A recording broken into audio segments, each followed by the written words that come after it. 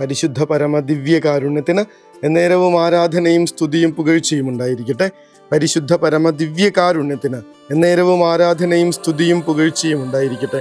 പരിശുദ്ധ പരമ ദിവ്യകാരുണ്യത്തിന് എന്നേരവും ആരാധനയും സ്തുതിയും പുകഴ്ചയും ഉണ്ടായിരിക്കട്ടെ. ഇന്ന് മാർച്ച് മാസം 25-ാം തീയതി മംഗളവാർത്ത തിരുനാളാണ്. ഇന്നേക്ക് കൃത്യം 9 മാസം കഴിഞ്ഞ് ഡിസംബർ 25-ാം തീയതി യേശുക്രിസ്തുവിൻ്റെ ജനനം. അങ്ങനെ ദൈവത്തിന് ഈ ഭൂമിയിൽ പിറക്കാൻ ഒരു ഉദരം തരാൻ സമ്മതമാണോ എന്ന് ചോദിച്ച് മേരി എന്ന് പറയുന്ന കന്യകയുടെ മുൻപിൽ നിൽക്കുന്ന ദൈവദൂതനെ നമ്മൾ കാണുന്നുണ്ട്. ദൈവത്തിന് പിറക്കാൻ ഒരിടം തരുമോ എന്ന് ചോദിച്ചു നിൽക്കുന്ന സ്വർഗത്തിൻ്റെ വലിയ താഴ്മയെ നമ്മൾ കാണും. ആ താഴ്മയുടെ മുൻപിൽ അതിലും എളിമയോടുകൂടെ നിന്ന് പരിശുദ്ധ മാതാവ് പറയും, ഇതാ കർത്താവിൻ്റെ ദാസി, നിന്റെ വാക്ക് എന്നിൽ നിറവേറട്ടെ. ഇന്നത്തെ പ്രതിവചന സങ്കീർത്തനം ഒന്ന് ധ്യാനിക്കണം. കർത്താവേ, ഇതാ ഞാൻ വരുന്നു, അങ്ങേ ഹിതം നിറവേറ്റുകയാണ് എൻ്റെ സന്തോഷം. ഇത് അതേപടി പരിശുദ്ധ മാതാവിൻ്റെ ജീവിതത്തിൽ നിറവേറുന്ന കാഴ്ചയാണ് ഇവിടെ. അതെല്ലാ കാലത്തും അമ്മ അങ്ങനെ തന്നെയായിരുന്നു. സ്വർഗത്തിൻ്റെ ഇഷ്ടത്തിനനുസരിച്ച് സ്വന്തം സ്വപ്നങ്ങളെ കുഴിച്ചു മൂടാൻ ഒരു പെൺകുട്ടി തയ്യാറാകുമ്പോൾ ഈ ലോകത്തിൻ്റെ ഗതിവിഗതികൾ തന്നെ മാറിപ്പോകുന്നത് നമ്മൾ കാണും. ട്രാഫിക് എന്ന് പറയുന്നൊരു മൂവി ഉണ്ടായിരുന്നല്ലോ, അതിനകത്ത് നമ്മൾ കേട്ട പ്രശസ്തമായിട്ടുള്ളൊരു ഡയലോഗുണ്ട്. നിങ്ങളൊരു നോ പറഞ്ഞു കഴിഞ്ഞാൽ ഇവിടെ ഒന്നും സംഭവിക്കില്ല, എല്ലാം സാധാരണ പോലെ അങ്ങനെ അങ്ങോട്ട് പോകും. പക്ഷെ നിങ്ങൾ പറയുന്ന ഒരു യെസ്, അത് ഈ ലോകത്തിൻ്റെ തന്നെ ഒരുപാട് മനുഷ്യരെ അവരുടെ ജീവിതങ്ങളെ മാറ്റിമറിക്കുന്ന ഒരു ചരിത്രമായിട്ട് മാറും. ഇവിടെ അതാ നടക്കണേ. പരിശുദ്ധ മാതാവ് ഒരു നോ പറഞ്ഞിരുന്നെങ്കിൽ വേറെ ഒന്നും സംഭവിക്കില്ല. അമ്മയുടെ ജീവിതത്തിൽ വേറെ ഒന്നും സംഭവിക്കാൻ പോകുന്നില്ല. വേറൊരാളെ സ്വർഗം കണ്ടെത്തിയിരിക്കും. കാരണം ഈശോയ്ക്ക് ജനിച്ചേ പറ്റുള്ളൂ, ഈശോയ്ക്ക് മനുഷ്യാവതാരം നടത്തിയേ പറ്റുള്ളൂ. അത് മേരി എന്ന് പറയുന്ന പെൺകുട്ടി വേണ്ടെന്ന് പറഞ്ഞാൽ അവളുടെ ജീവിതം സാധാരണ ജീവിതം പോലെ പോകും. പക്ഷേ ഇവിടെ പറയുന്ന ഒരു യെസ്, ദൈവഹിതത്തിന് തൻ്റെ ജീവിതം വിട്ടുകൊടുത്തുകൊണ്ടുള്ളൊരു യെസ് ഈ ലോക ചരിത്രത്തെ തന്നെ മറിക്കാനും ഒരുപാട് മനുഷ്യരുടെ ജീവിതങ്ങളെ രക്ഷയിലേക്ക് നയിക്കാനും കഴിയുന്ന ചരിത്രമായി മാറ്റമായി നമ്മൾ ഇന്നത്തെ തിരുനാളിൽ കാണുന്നുണ്ട്. കർത്താവിൻ്റെ തീരുമാനങ്ങൾക്ക് മുൻപിൽ എത്ര തവണ നമ്മൾ തലകുനിച്ചിട്ടുണ്ടെന്ന് ആലോചിച്ച് നോക്കാനായിട്ടുള്ള ഒരു തിരുനാളാണിത്. എപ്പോഴൊക്കെ ആ ദൈവഹിതത്തിന് നമ്മളെ തന്നെ താഴ്ത്താൻ മനസ്സായിട്ടുണ്ടോ, അപ്പോൾ മാത്രം ക്രിസ്തുവിന് നമ്മുടെ ജീവിതത്തിലേക്ക് ഇടം കിട്ടുന്നുണ്ട്. അപ്പോൾ മാത്രം ഈശോ നമ്മുടെ ജീവിതത്തിൽ ജനിക്കുന്നുണ്ട്. കർത്താവേ, ഇതാ എൻ്റെ സ്വത്തിൽ പകുതി ഞാൻ ദരിദ്രർക്ക് കൊടുക്കുന്നു, ആരുടെയെങ്കിലും വക വഞ്ചിച്ചെടുത്തിട്ടുണ്ടെങ്കിൽ 4 ഇരട്ടിയായി തിരിച്ചു കൊടുക്കുന്നു എന്നൊക്കെ പറഞ്ഞ് കർത്താവിൻ്റെ മുൻപിൽ കീഴ്വഴങ്ങുന്ന ഒരാളുടെ ജീവിതത്തിലാണ് ഇന്ന് ഈ ഭവനത്തിന് രക്ഷ ലഭിച്ചിരിക്കുന്നു എന്ന് ക്രിസ്തു പറയണമെന്ന് കാണണം.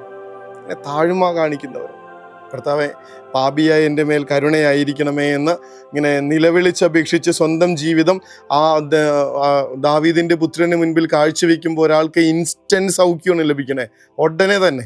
പിന്നെ കാത്തു നിൽക്കുന്നൊന്നുമില്ല. 2 പേര് പ്രാർത്ഥിക്കാൻ പോയി. ആ പ്രാർത്ഥനയിൽ ഒരു ചുങ്കക്കാരൻ കമിഴ്ന്നു കിടന്ന് പ്രാർത്ഥിച്ചു, കർത്താവെ പാപിയായ എൻ്റെ മേൽ കരുണയായിരിക്കണമേ. വചനം പിന്നീട് പറയുന്നുണ്ട്, ഉപമ അവസാനിക്കുന്നത് എങ്ങനെയാണ്? ആ ചുങ്കക്കാരൻ ആ ഫരിസേയനേക്കാൾ നീതിമാനായി വീട്ടിലേക്ക് മടങ്ങി. തല ഉയർത്തിപ്പിടിച്ച് സ്വർഗത്തിൻ്റെ അനുഗ്രഹങ്ങളുടെ നിറവുമായിട്ടൊരാൾ ജീവിതത്തിലേക്ക് മടങ്ങുന്ന കാഴ്ചയാണ്. ഒറ്റക്കാര്യം, ഇതാ കർത്താവിൻ്റെ ദാസൻ. അങ്ങനെ ഒരാൾ കർത്താവിൻ്റെ സ്വർഗത്തിൻ്റെ ഇഷ്ടത്തിന് കീഴ്വഴങ്ങുമ്പോൾ തൻ്റെ ജീവിതത്തെ അടിയറ വയ്ക്കുമ്പോൾ അവൻ്റെ ജീവിതത്തിൽ ക്രിസ്തു ഉരുവെടുക്കുന്നു എന്നുള്ളത്, ഈശോ ഇങ്ങനെ പിറവി കൊള്ളുന്നു എന്നുള്ളതാണ് സത്യം. നമ്മുടെ കുടുംബങ്ങളൊക്കെ ഒന്ന് പ്രാർത്ഥിച്ചു തുടങ്ങണം. ഈ നേരത്തെ തുടങ്ങി പറയുമായിരുന്നു, വാസ്തു എന്ന് പറയുന്നൊരു ശാസ്ത്രമുണ്ടല്ലോ, അതിന് വേണ്ടിയിട്ട് ശാസ്ത്രീയമായിട്ട് എഴുതപ്പെട്ടിരിക്കുന്ന പുസ്തകങ്ങളുണ്ട്. ഇപ്പോൾ പറയുന്ന അന്ധവിശ്വാസങ്ങളെ കുറിച്ചല്ല, നേരെ മറിച്ച് അതിന് ശാസ്ത്രീയമായിട്ട് എഴുതപ്പെട്ടിരിക്കുന്ന പുസ്തകങ്ങളിൽ ഇങ്ങനെ കുറിച്ചു വെച്ചിട്ടുണ്ട്, നമ്മൾ പണിയുന്ന വീടുകൾ അടുത്തുള്ള അമ്പലങ്ങൾക്കോ പള്ളികൾക്കോ ആരാധനാലയങ്ങൾക്ക് മുകളിൽ വരാൻ പാടില്ല. നമ്മൾ പണിയുന്ന വീടുകൾ നമ്മുടെ അടുത്തുള്ള ആരാധനാലയങ്ങളുടെ മുകളിലായിട്ട് പൊക്കം കൂടാൻ പാടില്ല. അത് പല പ്രശ്നങ്ങളും ഉണ്ടാക്കുമെന്ന് അങ്ങനെ അവരെ എഴുതി വെക്കുമ്പോൾ ഓർക്കണം. ഇതാണ് കാര്യം. ദൈവ തിരുമനസ്സിന് കീഴ്വഴങ്ങാൻ നമ്മളെ തന്നെ പഠിപ്പിക്കുകയും നമ്മുടെ ഭവനങ്ങളെ പഠിപ്പിക്കുകയും ചെയ്തൊരു തലമുറ ഈ നാട്ടിൽ ഉണ്ടായിരുന്നു എന്നുള്ളതാണ്.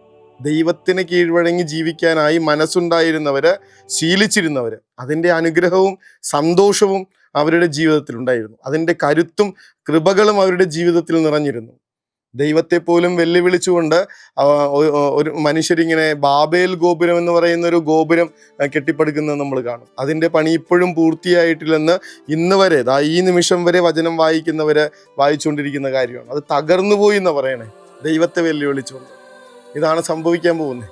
നേരെ മറിച്ച് കർത്താവിന് കീഴ്വഴങ്ങുന്നവരുടെ ജീവിതത്തിലെ ക്രിസ്തു പിറവിയെടുക്കും. ഇതൊരു തുടക്കമാണ്, ഒരു ഒരുക്കത്തിൻ്റെ കാലമാണ്. ഈ നോൻപ് കാലത്ത് കുരിശിൻ്റെ വഴിയെ നടക്കുമ്പോൾ കർത്താവിനെ കണക്ക് ഈശോ തന്നെ കാണിച്ചു തന്ന വലിയ ഉദാഹരണം ഉണ്ടല്ലോ. അവിടുന്ന് മരണത്തോളം, അതേ കുരിശു മരണത്തോളം കീഴ്വഴങ്ങി എന്ന് പറയണേ. ആ കുരിശിനോട് ചേർന്ന് നടക്കുന്ന നമ്മൾ ഇന്ന് തീരുമാനം എടുക്കണം, ദൈവത്തിൻ്റെ ഇഷ്ടത്തിനനുസരിച്ച് മാത്രം ഇനി എൻ്റെ ജീവിതം. കർത്താവെ, എൻ്റെ തന്നിഷ്ടങ്ങളല്ല, നിൻ്റെ രാജ്യം വരണമേ എന്നുള്ള പ്രാർത്ഥന ഒന്ന് ജീവിതത്തിൽ പ്രാവർത്തികമാക്കാൻ പറ്റിക്കഴിഞ്ഞാൽ ഉറപ്പായിട്ടും ഈ വരുന്ന ഡിസംബർ 25 നമ്മൾ ഈശോ പിറക്കുന്നതിൻ്റെ വലിയ സന്തോഷം അനുഭവിക്കും. അതിൻ്റെ അനുഗ്രഹത്തിൻ്റെ കൃപകളിൽ നമുക്ക് ഏറ്റവും ഭംഗിയുള്ളൊരു ക്രിസ്തുമസ് ആഘോഷിക്കാം. കർത്താവെ, അതിനായി ഞങ്ങളെ പരിശുദ്ധ മാതാവിനെ കണക്ക് അങ്ങയുടെ മുൻപിൽ താഴ്മയുള്ളവരായി ജീവിക്കാൻ പഠിപ്പിക്കണേ എന്ന പ്രാർത്ഥനയോടുകൂടെ സ്വർഗത്തിന്റെ ആശീർവാദത്തിനായി ദിവ്യകാരുണ്യമേ, അനന്ത സ്നേഹമേ,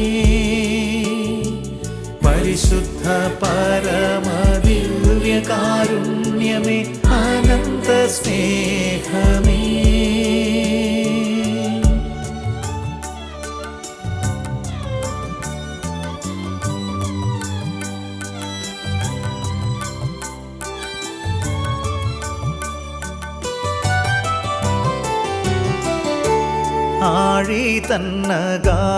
പരിശുദ്ധ പരമ ദിവ്യകാരുണ്യത്തിന് എന്നേരവും ആരാധനയും സ്തുതിയും പുകഴ്ചയും ഉണ്ടായിരിക്കട്ടെ.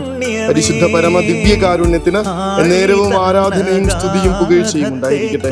പരിശുദ്ധ പരമ ദിവ്യകാരുണ്യത്തിന് എന്നേരവും ആരാധനയും സ്തുതിയും പുകഴ്ചയും ഉണ്ടായിരിക്കട്ടെ. ക്രിസ്തുവിനെ നേടാൻ ആഗ്രഹിക്കുന്നുണ്ടോ?